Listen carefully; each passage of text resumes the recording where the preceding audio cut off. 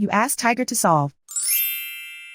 This deals with linear equations with one unknown. The final result is v equals 7/2. Let's solve it step by step. Simplify the expression. Expand the parentheses. Simplify the arithmetic. Multiply the coefficients.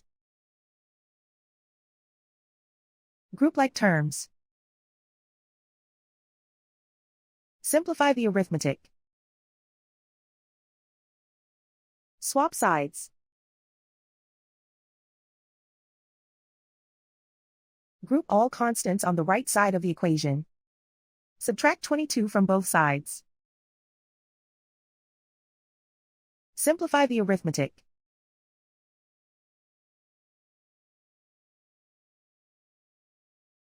Isolate the v. Divide both sides by 6.